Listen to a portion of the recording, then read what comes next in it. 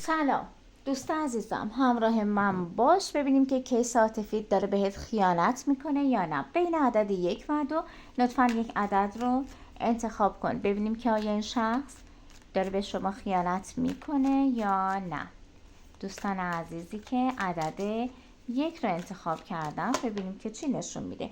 این شخص از اونجایی که یک امپرور است و کلا هم آدمی که دوست داره کنترل روی همه چی داشته باشه و همه چی تحت کنترلش باشه، اینجا داره بهتون میگه بچه‌ها اگر این آدم توی رابطه کنترل روی مسائل رابطه نداره و یه حالت اینکه حواسش به همه چی باشه، شما این اجازه رو به این آدم نمیدید، قطعا داره به شما خیانت میکنه. دوستان عزیزی که عدد 2 رو انتخاب کردم ببینید برای شما چی نشون میده. برای شما داره نشون میده نه، این شخص به شما خیانت نمیکنه و من همچین چیزی رو برای عدد 2 نمیبینم. روزتون بخیر، خدا نگهدار.